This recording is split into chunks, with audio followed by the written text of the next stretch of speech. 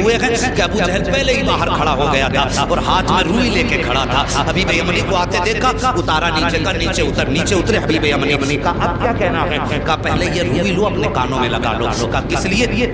کہا کہ محمد کی آواز تمہارے کانوں تک نہ پہنچ جائے. کہا اس سے کیا ہو جائے گا؟ کہا تم نہیں جانتے ہو, اس کی آواز جن کے کانوں تک پہنچ جاتی ہے پھر وہ انہی کی بولی بولنے لگ جاتا ہے, انہی کی بولی بولنے لگ جاتا ہے. حبیب یمنی نے کہا چل ٹھیک ہے یار بتا تو نے بلایا کس لیے ہے؟ کہا یار تجھے سچ بتاؤں؟ کہا ہاں. کہا رشتے میں بھتیجا لگتا ہے لیکن باتیں بڑی عجیب کرتا ہے. کہا کیا؟ کہ ہمارے خداؤں کو برا کہتا ہے, کہتا یہ پتھر کے خدا ہیں کچھ نہیں دے سکتے. وہ کہتا کہ ایک خدا ہے اور سب کو مرنا ہے, مرنے کے بعد اپنے اپنے زندگی کے اعمال کا حساب بھی دینا ہے. کہا یار ذرا سچ بتا کہ بندہ مر کے پھر سے زندہ ہو سکتا ہے؟ حبیب یمنی چونکہ پڑھے لکھے انسان تھے کہنے لگے یار باتیں تو وہ سچی کرتا ہے, جس نے جب کچھ نہ تھے تب پیدا کر دیا تو اگر وہ مارنے کے بعد پیدا بڑا زندہ کر دے تو کون سی بڑی بات ہے. کہا یار ذرا ساتھ چل. ہاتھ پکڑا ابو جہل نے حبیب یمنی کا, اپنے نبی کی شان ملاحظہ کرو, اپنے گھر میں لایا. اب حبیب یمنی کہتے بلایا کس لیے ہے تو نے؟ کہا یار میں نے تجھے اس لیے بلایا ہے ذرا اس کا علاج تو کر دے, تو حکیم ہے نبض پکڑ کے دیکھ لے,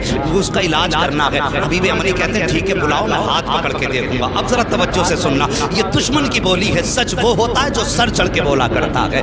اگر کوئی اعلیٰ حضرت کو گالی دے تو اس کے بکواس کرنے سے اعلیٰ حضرت کے رتبے کم نہیں ہو جاتے ہیں. مخالف اسی کے ہوتے ہیں جو حق پہ ہوا کرتا ہے, دشمن اسی کے ہوتے ہیں جو سچ پہ ہوا کرتا ہے. کبھی ارے غیرے کا کوئی مخالف نہیں ہوا کرتا ہے. ذرا توجہ سے سننا پیارے. ابو جہل نے کہا تھا کہ میں نے تجھے علاج کے لیے بلایا ہے. کہا ٹھیک ہے بلاؤ. کہا کیا کرے گا؟ کہا نبض پکڑ کے دیکھوں گا. ابو جہل کہنے لگا یار اگر تو نے نبض پکڑ لی تو بات ہی ختم ہو جائے گی. کہا کس لیے؟ کہا ہاتھ مت پکڑ لینا. کہا کیوں؟ کہا جو اس کے ہاتھ میں ہاتھ دے دیتا ہے پھر وہ بولی اس کی بولنے لگ جاتا ہے. کہا یہ کہنا کیا چاہتا ہے؟ تب ابو جہل نے کہا تھا یار سن بات سچی ہے لیکن ذرا دماغ میں اتار لینا. ایک دن میں گیا تھا محمد کے پاس اور میرے ہاتھ میں پتھر تھے. میں نے جا کے کہا تھا پتا میری مٹھی میں کیا ہے؟ تو انہوں نے میری طرف دیکھا اور دیکھنے کے بعد کہا اگر میں بتاؤں تو کیا کمال ہوگا, اگر یہ خود بتائیں جو تیری مٹھی میں تب کمال ہو جائے گا. کہا میں خوش ہو گیا. میں سوچنے لگا یار اب تو یہ پھنس گئے ہیں, میرے ہاتھ میں پتھر ہے اور پتھر بولا نہیں کرتے ہیں. کہا یہ سوچ کے میں نے کہا ٹھیک ہے انہی سے کہلوا دو.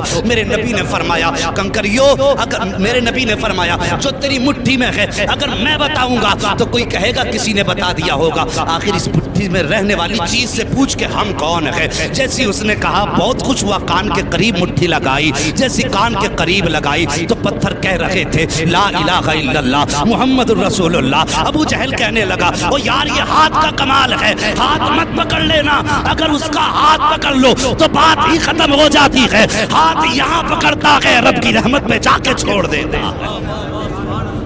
اللہ اکبر.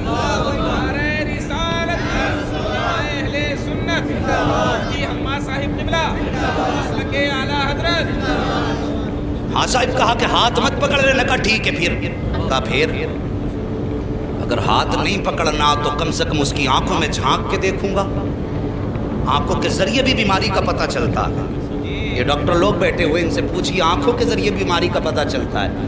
اور یہ علماء اکرام ہے, بڑے بڑے علماء, ان سے پوچھئے کہ جادو اور آسیب کا پتہ بھی آنکھ سے چل جاتا ہے. تو کہنے لگے ٹھیک ہے پھر آنکھ میں جھانک کے دیکھوں گا. کہا اس کی آنکھوں میں آنکھیں مت ڈال دینا. کہا کس لیے؟ کہا اگر آنکھ سے آنکھ ٹکرا گئی تو کام ہی ختم ہو جاتا.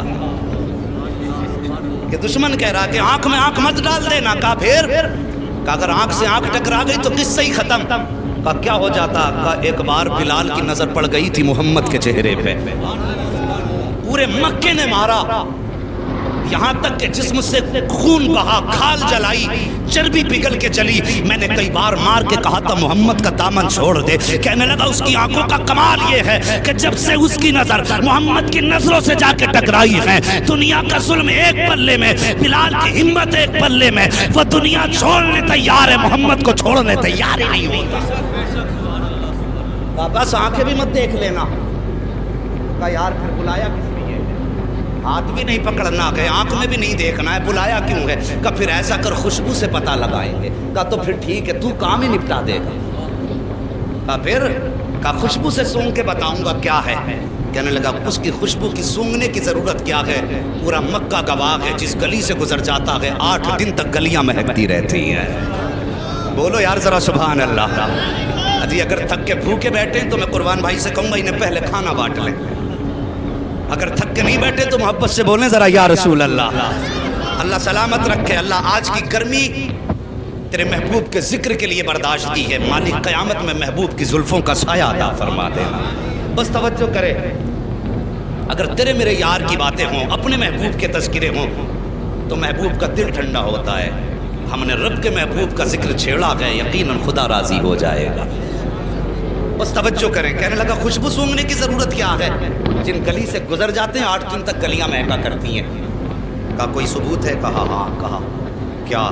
کہا گزار کے دیکھ لو اور آنے بھی دو، قدم رکھنے سے پہلے خوشبو گھر میں آ جائے گی۔ ایک دن میرے نبی نے نا اپنی زوجہ حضرت خدیجۃ الکبریٰ سے کہا تھا، خدیجہ 25 سال ہو گئے میرے ساتھ، 25 سال میرے ساتھ ہو گئے تمہیں، لیکن کبھی محمد کو دروازہ بجانے کی ضرورت نہیں پڑی۔ سارے بولو صلی اللہ علیہ وسلم۔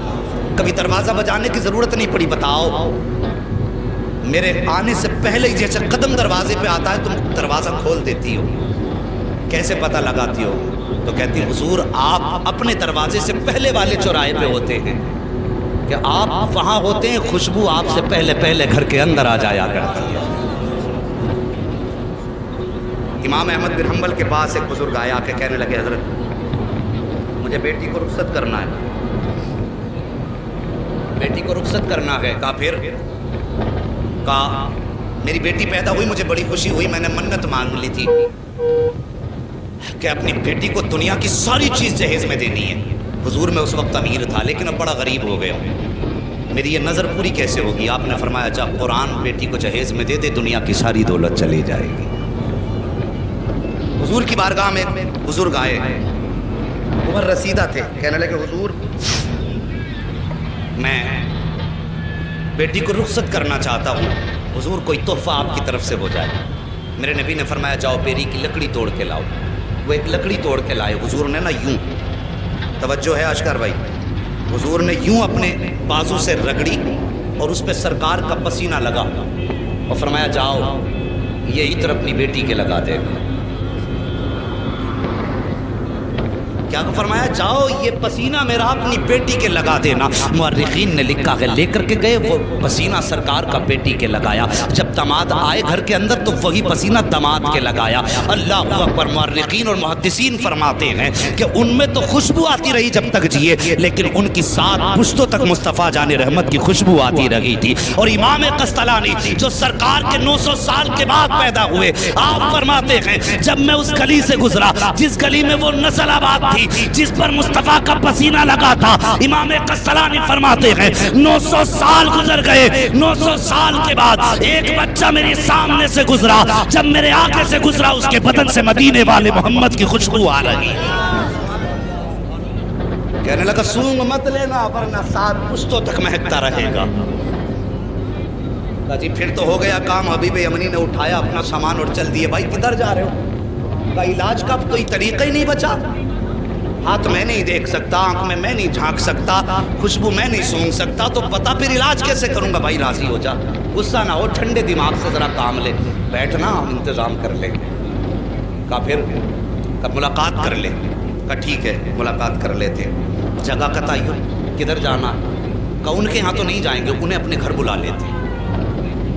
توجہ کرنا، کیا کہا؟ انہیں اپنے، ذرا سارے کہہ دو، اپنے گھر بلا لیں گے، اپنے۔ کاش اللہ اس آمد کے صدقے میں آج بھی مصطفیٰ کی آمد ہو جائے، واللہ وہ سن لیں گے، فریاد کو پہنچیں گے، اتنا بھی تو ہو کوئی جو آ کرے دل سے۔ کہا گھر بلا لیتے۔ المختصر یہ فیصلہ ہو گیا، سرکار کی بارگاہ تک خبر پہنچی، اسلام کا ابتدائی دور ہے۔ کہا حضور آپ کو فلاں جگہ پہ آنا پڑے گا۔ ابو جہل جس کا لقب ہے، مشہور ہے دنیا میں لفظ ابو جہل سے، کیونکہ میرے نبی نے ایک بار ابو جہل کہہ دیا تھا، آج تک پوری دنیا ابو جہل کہہ رہی ہے، اور حضور نے ایک بار کہہ دیا تھا تمہارا نام ابو ہریرہ ہے، پوری دنیا سے نام بھولے بیٹھی ہے۔ حضور جو کہتے ہیں وہی پتھر کی لکیر ہے۔ توجہ کیجئے۔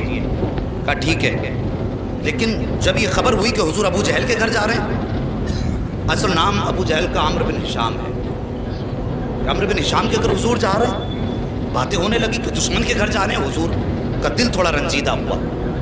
یا اللہ مکے میں ایسی باتیں ہو رہی ہیں، فوراً رب کی جانب سے پیغام آیا، محبوب اداس کیوں ہوتا ہے؟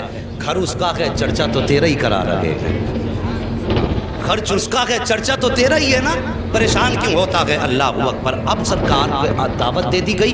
अब अबू जहल की प्लानिंग देखो, कहने लगा सुनो भाई, मैंने ये सुना जब वो आते हैं तो तुम उसकी इज्जत के लिए खड़े हो जाते हो, आज वो आए ना तो कोई खड़ा मत हो जाना, अपनी जगह से मत उठ जाना, ताकि उन्हें लगे कि उनकी औकात क्या गई। इसे मालूम न था आज पाला किससे पड़ गया है, ये जानता नहीं था आज किससे पंगा ले रहा है। कहा उठना मत, ताकि उन्हें अपनी इज्जत का पता चल जाए। लेकिन ये अपनी प्लानिंग कर रहा था। उधर रब ने फरमाया जिब्रील जी रब जलील का क्या कर रहे हो? का रब हुक्म फरमा दे। का आज अबू जहल के घर में प्लानिंग हो रही है, महबूब आए तो फिर किसी को उठना नहीं है। का जाओ फरिश्तों की जमात साथ लेके चले जाओ, और जितने बैठे हैं ना अबू जहल उतबा शैबा बड़े बड़े दुश्मन, सबके पीछे जाके एक एक फरिश्ता खड़ा कर दो। जैसे महबूब पहुंचे और जो उठना ना चाहे, जिब्रील तेरी जिम्मेदारी है कान पकड़ के उसको सीधा खड़ा कर देना।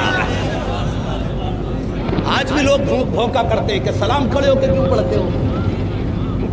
क़याम ताज़ीमी ये रब कराता है, और क़याम ताज़ीमी से रोकना तुम्हारे बाप अबू जहल का काम था। उन्होंने कहा खड़ा नहीं होना किसी को भी, और रब ने फरमाया देखूं आज कौन खड़ा नहीं होगा, महबूब मेरा जिसे मैं चाहूंगा वो खड़ा होगा।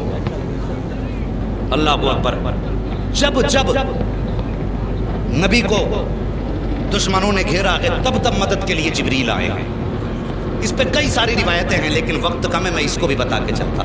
लेकिन बस नबी की शान सुन लो। बात कर दी उसने कि कोई उठ के खड़ा मत होना। अल्लाह अकबर। इधर मेरे नबी, साथ में चंद सहाबा हैं, इस्लाम का इब्तदाई दौर है। अबू जहल की महफिल में बैठे हुए हैं लोग, जमात दर जमात, उसके अपने चाहने वाले बड़े बड़े काफिर मक्के के बैठे थे, और ये चाहते थे नबी को जलील करें माअज़ल्लाह, उनकी गर्दन झुकाएं। लेकिन उन्हें मालूम न था फानूस बन के जिसकी हिफाजत हवा करे, वो शम्मा क्या बुझे जिसे रोशन खुदा करे। अल्लाह अकबर। वो कैसे शर्मिंदा कर सकते थे जिसको कायनात को जिसके कदमों से इज्जत मिली हो, उसको कैसे जलील किया जा सकता है? मेरे हुजूर ने कदम रखा, अबू जहल ने उतबा के कोनी मारी, उतबा ने शैबा के कोनी मारी, एक दूसरे के कोनी मार के कहने लगे आ गए उठ के खड़े मत हो जाना। लेकिन जैसी आए ना हुजूर ने भी दरवाजे पे कदम रखा था, पहला कदम हुजूर ने अंदर रखा, अबू जहल ने सबको देखा उठना नहीं, जैसी कहा ना उठना नहीं, अबू जहल के पीछे जिब्रील अमीन खड़े थे। सबसे पहले अबू जहल का कान पकड़ा और सीधा खड़ा कर दिया। जब अबू जहल खड़ा हुआ, उतबा खुद खड़ा हो गया, शैबा खुद खड़ा हो गया, दुश्मन खुद ब खुद खड़े हो गए। जब सब के सब खड़े हो गए, मेरे हुजूर ने अंदर कदम रखा, आए इज्जत से अपनी जगह पे बैठे, और बैठने के बाद फिर पूरी जमात पे एक निगाह डाली। जब निगाह डाली एक दूसरे को तक रहे थे। उतबा शैबा से कह रहा था यार क्यों खड़ा हो गया, शैबा उतबा से कह रहा था तू क्यों खड़ा हुआ। सब मिलकर चौधरी अबू जहल से कह रहे थे तुम क्यों खड़े हो गए। वो कह रहा था यार मुझे खुद नहीं पता चला मैं कैसे खड़ा हो गया हूँ। मेरे हुजूर बैठे हैं, और बैठने के बाद फिर मेरे आका ने फरमाया था छोड़ दे इसके कान। इतना कहा ना धड़ाम से अबू जहल नीचे गिरा। जैसे नीचे गिरा, हबीब यमनी कहते ओ हबीब यमनी ने कहा था अबू जहल पता चल गया है कि सच्चा कौन है झूठा कौन है। तेरे खड़े होने ने बता दिया है कि झूठा तू है, सच्चा रब ने महबूब को बना के भेजा है।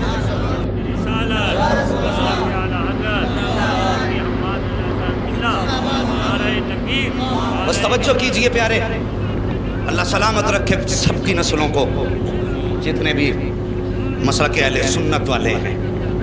बस तवज्जो कीजिए। बैठ गए, हबीब यमनी कहने लगे मुझे इसने बुलाया है, और इसलिए बुलाया है कि सुना है आप ऐसी ऐसी बात करते हैं। मेरे नबी ने फरमाया हाँ मैं अल्लाह का रसूल हूँ, खुदा एक है, क़ूलू ला इलाहा इल्लल्लाह तुफ़्लिहू इन्नी रसूलुल्लाह। हाँ मेरे नबी ने फरमाया। हज़रत हबीब यमनी अभी ईमान नहीं लाए थे, कहने लगे अच्छा अगर आप नबी हैं तो ये तो मैं भी जानता हूँ कि नबी जादूगर का जादू आसमान पे नहीं चलता, सिर्फ ज़मीन पे चलता। इसका दावा ये कि आप जादूगर हैं। मेरे नबी के बारे में कहने लगे कि अबू जहल का दावा ये कि आप जादूगर हैं, लेकिन मैं ये जानता हूँ कि जादूगर का जादू ज़मीन पे चलता, आसमान पे। और नबी वो होता है जो दिल के हाल जानता है। आज बदमज़हब बदअक़ीदा लोग कहते हैं कि हुजूर को पीठ के पीछे की खबर नहीं। हबीब यमनी ईमान लाने से पहले जानते हैं नबी वो होता है जो दिल की बात जानता है, जो राज जानता है, वो नबी होता है। ये हबीब यमनी कह रहे हैं। कहते हुजूर इसलिए मेरे दो सवाल हैं, दो सवाल याद रखना। हबीब यमनी क्या कहते हैं मेरे, बोलो